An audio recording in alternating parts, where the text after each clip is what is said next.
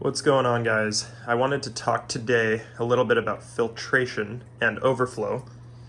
There's a few things that I want to address, but first and foremost, I wanted to talk to you guys about this right here.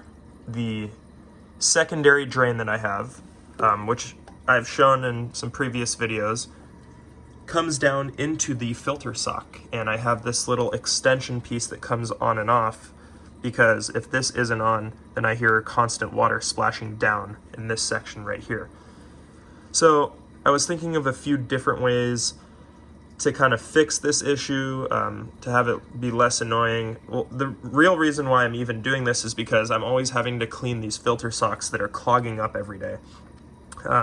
So I actually came up with this new idea. I found filter cups that are essentially these plastic cups that have holes in the bottom. Rather than the water passing through the sock, you can fill these cups up with like media and filter floss. So I think I was going to transition over to that, which means I can't really have any pipe coming down here, because then I can't remove the cup or even just put it in the first place.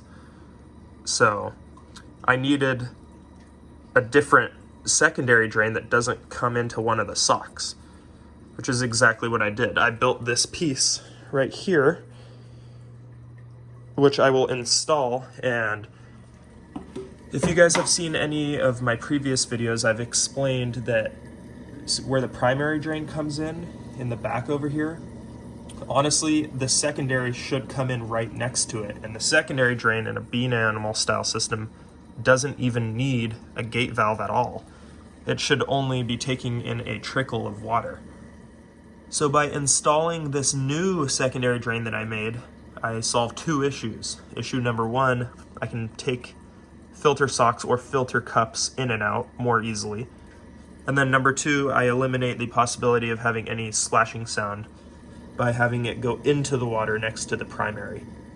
So I'll be installing that today, and we'll both get to see if that really fixes any issues or maybe that makes things worse.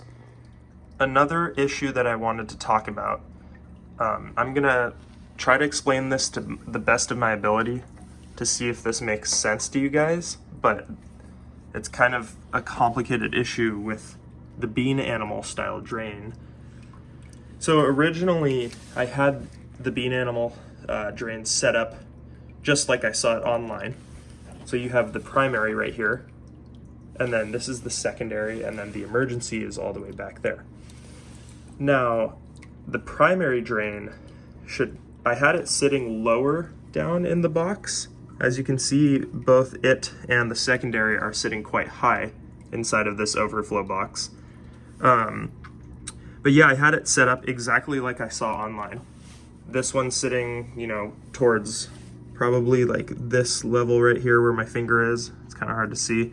And then the secondary was sitting just slightly above it, and the emergency was like pretty much right where it is.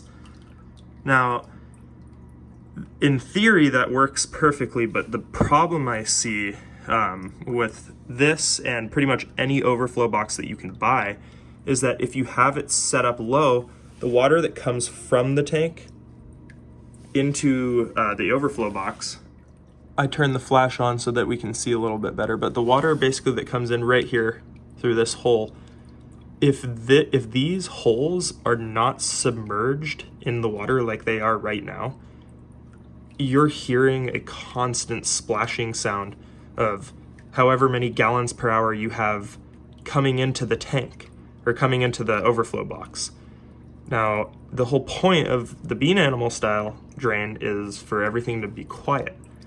Well, but you're eliminating all quiet when you have constant water coming in through these holes right here. I mean, it defeats the entire purpose. And the weird part is that pretty much every overflow box that I've seen that you can buy has this issue. They're not deep enough. They should be deeper, because then that allows you, not only should they be deeper, but the holes that connect the tank to the overflow box should be lower, because the higher the hole, the more distance in the pipe you need to have the water level cover those holes.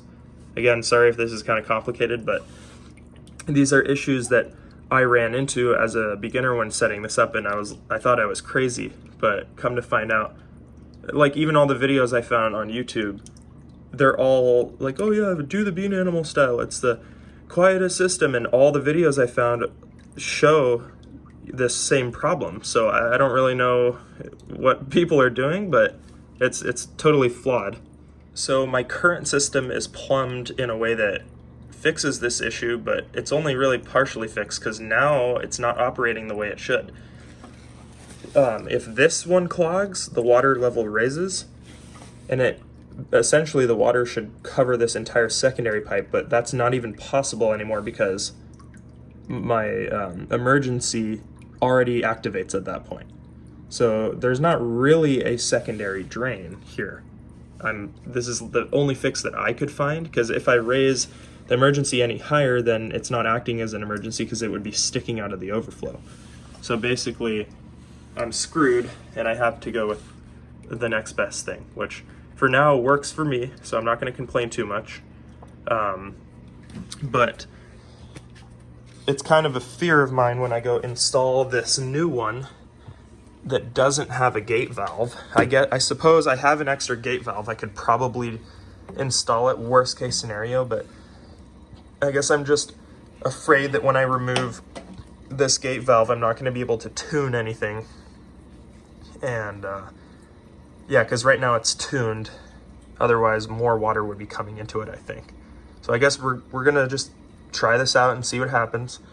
Yeah, another thing, this is why everyone should use unions in their plumbing if they're going to be doing it themselves, because you have the opportunity to, you know, swap parts out and replace things. So I would highly recommend anyone who's doing their own plumbing to do that. Another disclaimer for anyone who's going to be building their own system. I just wanted to mention that if you are going to be kind of creating your own overflow box, all the drain pipes inside of them, you should not be gluing them down right here. You should not be gluing them, because that way you can remove them and cut them to length if you have any errors. The first one I did, I glued the pieces permanently down into the overflow box, and I had to reorder new bulkheads. So yeah, don't glue them down. So I also took my primary out while I was already down there in the sump, because I'm going to be cutting about an inch off of the end that goes into the sump, just so that the siphon is a little bit easier to start when I turn the pumps on and off, because it's a bit too deep in the water now. All right, check that out. I installed the new secondary, which goes right next to the primary. Hopefully I made this long enough that it actually goes in the water. I'm thinking it will, because the primary was a bit long, but yeah, basically that's the gist of it. Let's go ahead and turn the system on. All right, everything is on, and yeah, take a look at that, guys. It's barely under the surface of the water, so I did leave it a bit shorter than I would have liked. If it really bothers me, I can put this coupler on there so that the pipe goes like an inch or two into the water. But I'm just gonna leave it like that for now.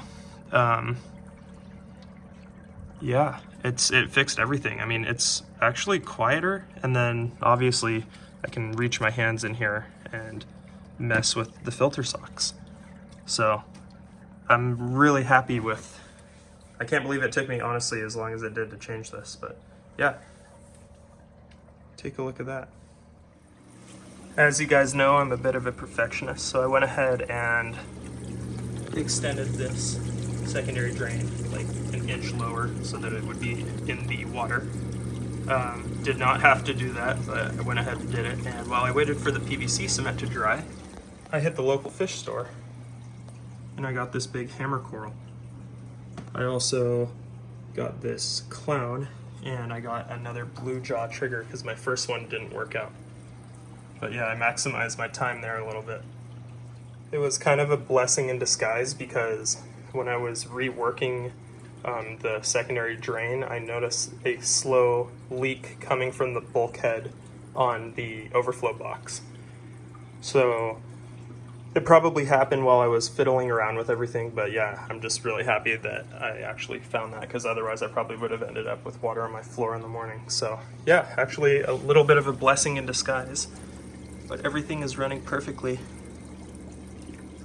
The skimmer is going a bit berserk, but I'll actually turn that all the way down. And then I'll probably clear in a couple hours, but yeah, check that out.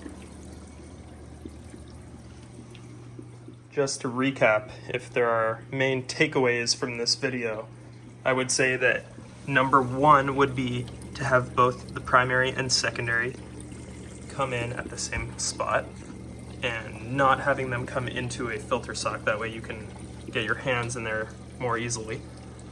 And then number two would be your overflow box. Make sure that all of the standpipes are at a correct height to make the system work properly.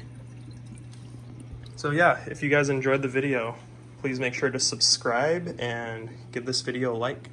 Thanks again for watching, guys.